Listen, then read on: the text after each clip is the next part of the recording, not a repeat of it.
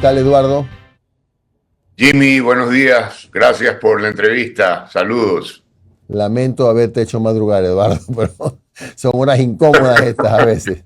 Pero Jimmy, a bueno, esta edad madrugas todos los días. bueno. Eduardo, la confianza es por una vieja amistad que nos une. Eduardo, hay algunas preguntas respecto de los cambios que se plantean en la institución, pero hay una que nos preocupa porque es de último momento, ¿no? ¿Qué pasa que hay directores de hospitales que están renunciando? ¿Es acto voluntario o hay acaso alguna suerte de presión para asustarlos y para que presenten su renuncia y se vayan? Acaba de pasar en el Andrade Marín. A ver, sí, esto es únicamente en el Andrade Marín realmente. Fausto Guerrero, que fue nombrado por esta administración la semana pasada, el día de ayer, por la tarde, decidió poner su renuncia. Pienso yo que, bueno, mira, el Andrade Marín es un gran hospital, tiene alrededor de 3.900 empleados y es un hospital nivel 3. Ellos hacen trasplantes de médula, renales, etcétera. Es decir, tienen una capacidad muy, muy alta en tecnología. Y yo pienso básicamente, si me refiero pues a la entrevista, a la renuncia de Fausto Guerrero, él cita unos hechos extraños que han ocurrido desde que asumió hace una semana. Asumo yo que sí, eventualmente se ha asustado por algo y ha renunciado. Así que en el transcurso de esta semana estaremos poniendo un sustituto, que es lo que Claro, toca. pero eso no ha pasado en otros hospitales, Eduardo, solamente es en No, el... no. No, a ver, hemos hecho cambios en pocos hospitales todavía. En el Teodoro Maldonado hoy está a cargo Rubén Egas Peña. Ya. En el Hospital de Los Ceibos está a cargo Jorge Salas. Entiendo que ellos no han tenido ese tipo de problemas. Es una pena que esto haya pasado en el Andrade Marín. Pero bueno, así es la vida. O sea, ¿qué te puedo decir? Ya. Ahora, Eduardo, ¿qué pasó con Leonardo Viteri, que había sido nombrado como, no sé si el cargo es coordinador del tema de salud, que ya no está, contigo? A Leonardo En el IES, digamos. no pude convencerlo totalmente, Jimmy.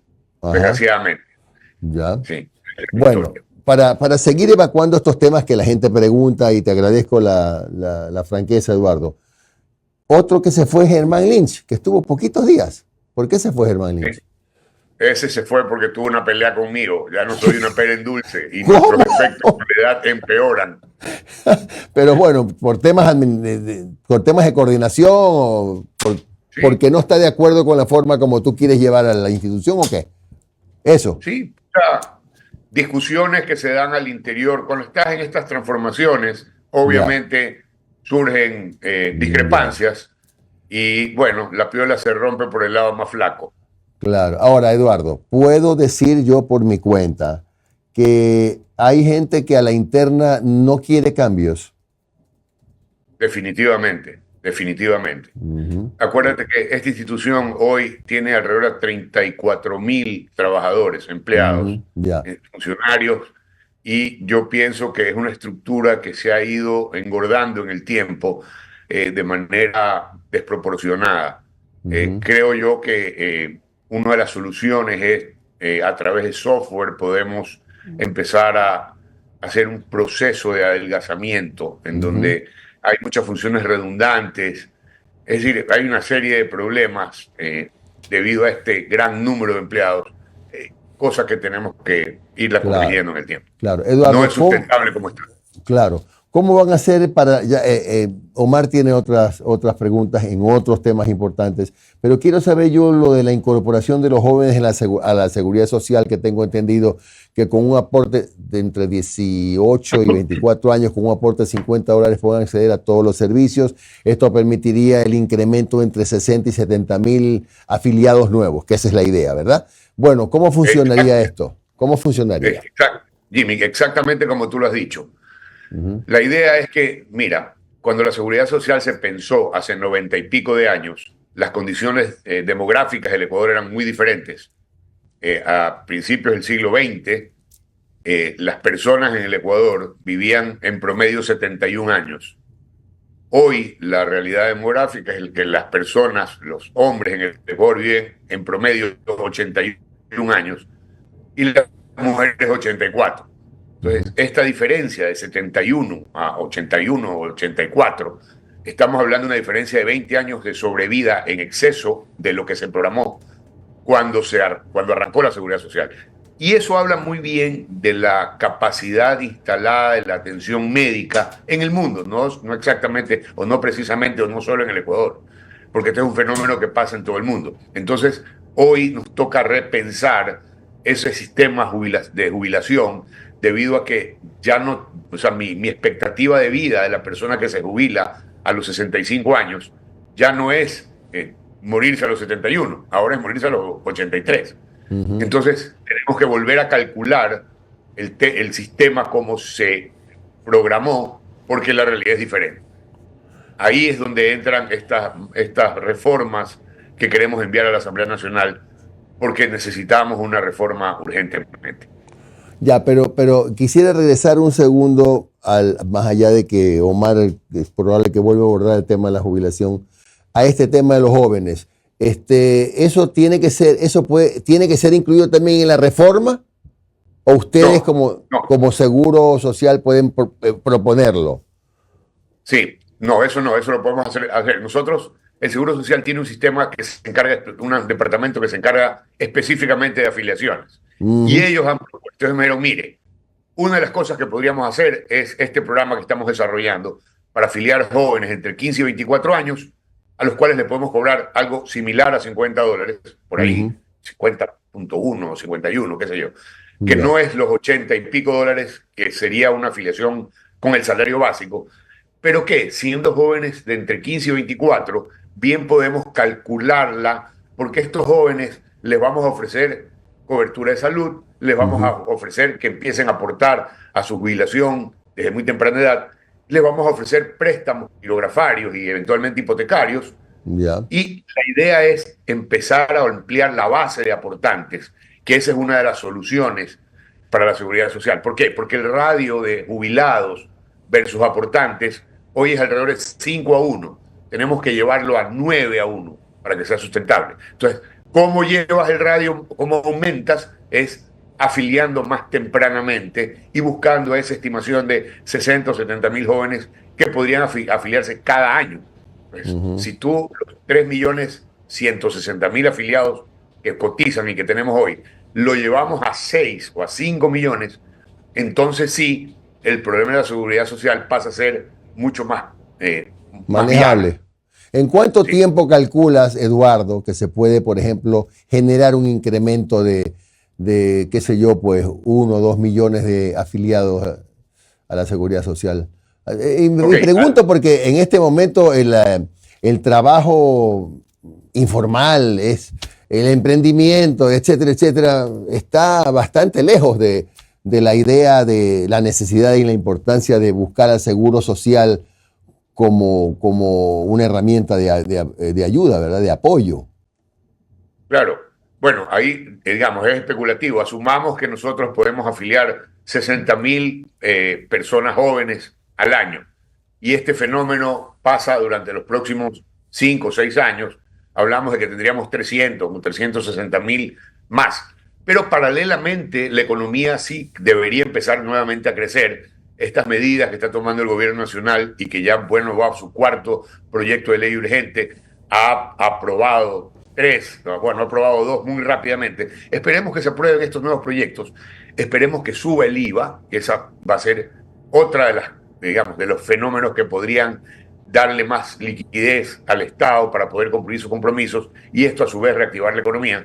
Entonces, si esto pasa, yo calculo que en 3, 5 años, acuérdate que esto no es una vara mágica, decir, bueno, queremos 1 millón más de empleos y ya está. Pero si la economía empieza a crecer, más allá de lo que podamos afiliar en jóvenes, están los afiliados que vienen, estos otros jóvenes que hoy tienen beneficios tributarios para las empresas. Si tú contratas gente de 18 a 25 años, tienes un beneficio tributario importante. Entonces, las empresas están empezando a contratar más jóvenes y esos jóvenes son empleos formales y eso ya lo vas a ver posiblemente en los próximos 6 meses tengamos un incremento importante de afiliados con estas medidas.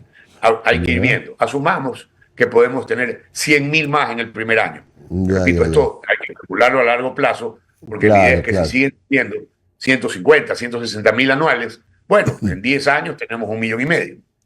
Eduardo, y la última pregunta mía, ¿es posible que en la reforma ustedes introduzcan una, no sé, pues una cláusula, como se llame, para que, por ejemplo, los jóvenes puedan elegir los seguros que quieran y no obligatoriamente todos? Porque tengo entendido que hay una limitación legal, ¿no? ¿Es posible hacer esa reforma de modo que le dices al joven, bueno, aquí está el abanico de esto es lo que tiene el seguro, elige, o eso no es lo conveniente? No está la reforma no ha pensado en ese tipo. Acuérdate que ya hubo una consulta, creo que en la época de Sixto Uramayén, en donde se propuso que tú puedas tener dos opciones. Una opción privada para los nuevos afiliados y la opción del seguro social obligatorio, que es el que tenemos nosotros. Bueno, el que hay actualmente. No, la reforma se enfoca básicamente en incrementar, por un lado, el número de aportaciones para tu jubilación, incrementar el número de aportaciones, o sea, el número de aportaciones para el promedio, para calcular el promedio de tu jubilación, usa una fórmula polinómica, ¿no? que pretende anular unas jubilaciones especiales que existen en el Ecuador. Y me refiero, por ejemplo, a las de los zafreros o los empleados del cemento, que se jubilan con 20 años de aportación. Esos riesgos ya no existen hoy, entonces debes llevarlos a todos a por lo menos 30 años de aportaciones. Es decir, 360 aportaciones como mínimo para jubilarte. Y de ahí, darle premios a los jubilados, si ya no se quieren jubilar a los 60, o posiblemente anular la jubilación a los 60, dejarla de los 65 y proponer una más tardía a los 70. Porque acuérdate que la gente vive por 80 años. Entonces, ¿por qué te jubilarías tú a los 60 o a los 65 si puedes jubilarte a los 70?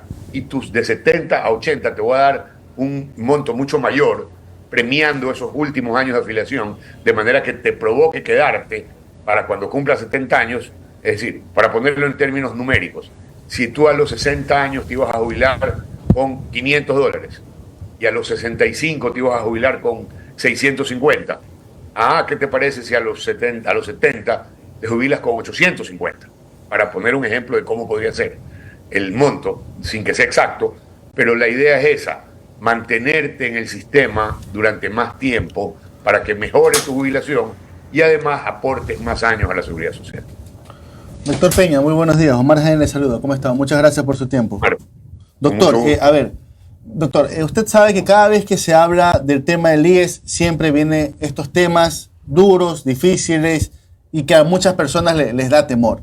A ver, en el gobierno de Guillermo Lasso se hizo una propuesta en donde, entre otras cosas, estaba subir la edad de jubilación o subir los aportes, subir, como usted acaba de explicar, ¿no? ¿Verdad? Los años de cálculo para promediar tu pensión, que de lo que se analizó en ese momento mantener. Y yo creo que el ecuatoriano hoy por hoy necesita certezas y realidades. O sea, ¿se va a plantear sí o sí una elevación de la edad de la jubilación? Eso es algo que creo que todo el mundo nos viene preguntando. ¿Se va a subir de 65 a 70, 75, sí o no? ¿O se va a plantear al menos, pues no? Al menos. A ver, se va a plantear, es que no. A ver, lo que se plantea es mejorar tu ingreso si te jubilas más tarde. Yo no creo que hay que tocar la edad de la jubilación. O sea, si tú ya has aportado 360 pensiones, 360 meses, puedes jubilarte. El tema es cuánto recibes en ese momento. Entonces, eso sí tienes que afectarlo, ¿ok? Porque, ¿qué es lo que pasa en el Ecuador? El cálculo es los 5 mejores años de aportación, es decir, 60 meses. Si esas 60 aportaciones son altas, entonces tú recibes una jubilación alta. ¿Qué es lo que hacen los empleados o algunos empleados en el Ecuador? Le dicen, jefe, ya me toca jubilarme, auménteme la aportación para coger más. Entonces, esa distorsión que se refiere a estos 5 años apenas de promedio, lo queremos llevar hasta, por ejemplo, 15 o 20 años de promedio. Entonces, ¿cómo subes de 5 a 15? Según Augusto Latorre, la propuesta en la reforma que hizo Augusto Latorre es un año, aumentando un año cada año. Entonces, el año 2024 te vamos a promediar 6 años de aportes. El año 2025, 7 años de aporte. El año 2026, 8 años de aporte. La propuesta del Instituto Ecuatoriano de Seguridad Social es un poco más agresiva, es decir, ok, vámonos de 5 a 15 en el siguiente año, de promedios de tus promedios, y luego subimos a 16, a 17, un año por año. Entonces, son esquemas diferentes de una misma receta. El tema es cuán rápido lo quieres hacer. Y ese tema es un tema que debe discutir la Asamblea Nacional, porque ese sí no lo puede hacer el Consejo Directivo. Pero bueno, doctor, eso de llegar a los 70 años también sería algo opcional, ¿no? ¿Verdad? Sería como un premio, sería un plus, ¿no? ¿Verdad? Claro. Porque, oiga, hay que respetar la libertad de la gente. Si alguien se quiere jubilar a los 65 porque realmente tiene malestar, porque realmente ya quiere disfrutar los últimos años de su vida junto a su familia, creo que está en su derecho, ¿no? Claro, basta. A ver, ¿sí? Y la opción es, ¿te jubilas con 600 a los 65 o con 850 a los 70? Eso es todo. Sí, proponer una opción que sea atractiva para que tú digas, no, yo prefiero 5 años más, porque los otros 10 que me quedan, o 12 o 15, voy a recibir un ingreso mucho mejor. Claro. Ahora, doctor, usted hablaba sobre el caso de los zafreros, ¿no verdad? De las personas que están en el negocio del cemento, que ellos tenían una jubilación especial. Yo sé que a lo mejor usted no tiene nada que ver con esto, pero quisiera conocer su opinión. También aquí muchos preguntan, oiga, pero también los militares tienen una jubilación especialísima en comparación a la realidad de otros trabajadores. ¿Usted cree que también hay que ir a analizar la situación de los militares? Bueno, acuérdense que los policías y los militares tienen sistemas separados de jubilación. Por eso le digo, no depende del IES, pero usted también como conocedor de este ámbito, ¿cree que hay que replantear también? Porque eso no deja de ser también una fuerte inversión para el Estado. Sí, bueno, es que esos números yo no los conozco realmente. Habría que analizar cuán fuerte está el sistema de capitalización para jubilaciones de los militares o de los policías. Y de acuerdo a eso, tú debes tomar medidas o no.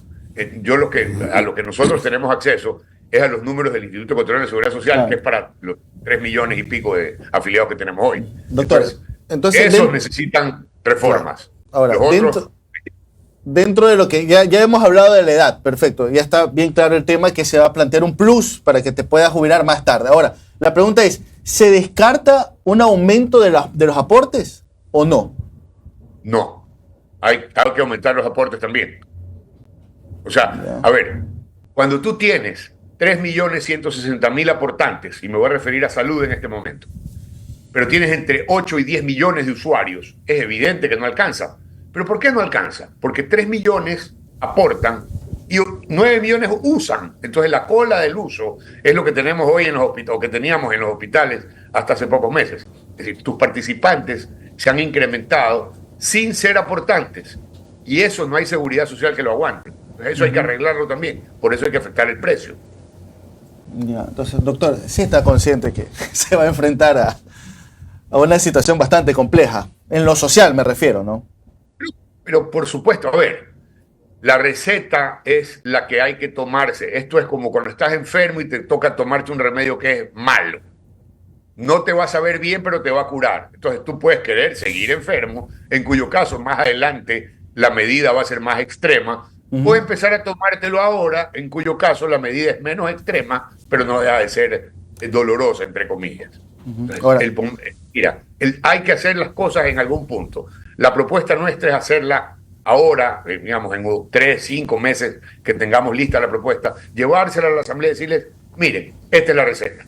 Podemos ponerle más de esto y menos de lo de acá, porque tú puedes jugar con los números, tú puedes decir, ok, no te gusta pasar a 15 años el promedio, pasemos un año por año, o sea, empezamos con 5, vamos a 6, después vamos a 7, pero vamos a subir el promedio de años que necesitas para calcular tu monto. ¿No te gusta esa? Bueno, hay otra que es irnos a 15 años, o de entrada irnos a 20, que es más justo respecto a lo que tú has ganado toda tu vida, porque has aportado en base a eso. Entonces, si tú distorsionas el sistema, por ejemplo, si te afilias a los 60 años y te jubilas a los 70, con 10 años de aportación, el monto que vas a recibir es muy similar a aquella persona que se afilió a los 18 y se jubila a los 60. Y eso es una distorsión. que no está de acuerdo al monto que tú has aportado durante tus años de aportación. En el un caso solo 10, en el otro caso 30, pero los montos son similares. Entonces, no, esas distorsiones tenemos que arreglarlas. Doctor, yo recuerdo tanto que cuando salieron las propuestas en la época de Guillermo Lasso, lo tuvimos aquí Alberto Dajic y él decía, miren, hay que sincerar las pensiones en nuestro país. Más o menos lo que nos dijo Alberto Dajic es, hay que bajar las pensiones. ¿Ustedes plantearían eso también? No, a ver, eso no se puede, eso sí creo que es impensable. Las personas que ya se jubilaron deben seguir recibiendo el monto al cual tienen derecho. Los nuevos jubilados, sí, los que se van a jubilar, esos montos sí deben ser mejor calculados. ¿Ok? Porque si no lo hacemos, en 15 o en 20 años plazo, ninguno va a tener cómo cobrar. Entonces, esas reformas hay que hacerlas obligatoriamente y calcular bien ese monto. El Ecuador es uno de los países que mejor jubilación paga en Latinoamérica.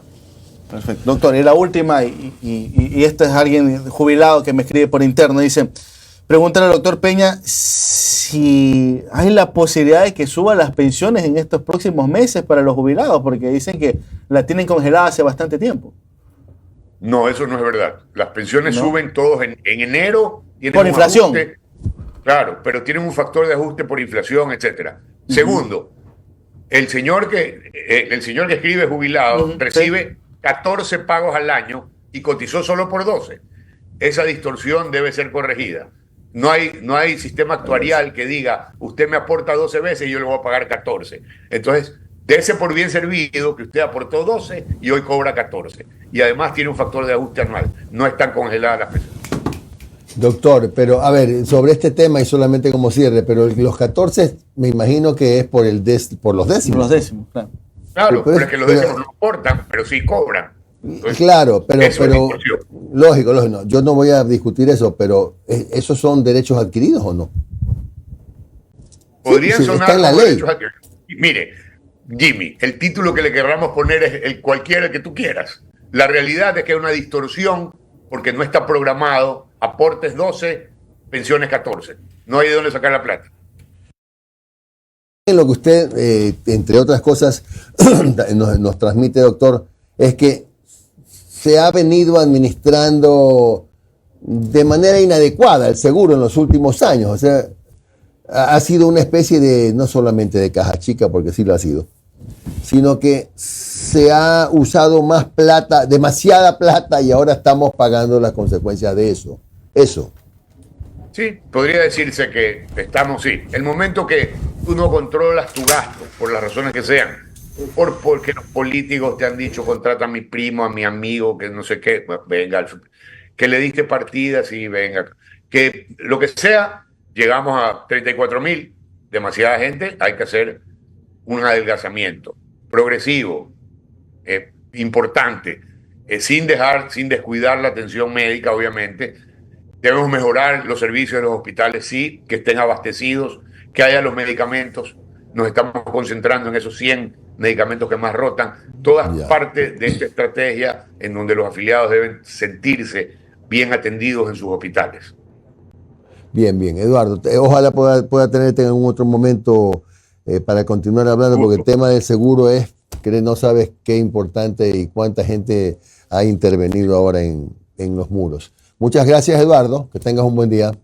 Jimmy, qué gusto verlos, chicos. Omar, chao. Gracias por la invitación.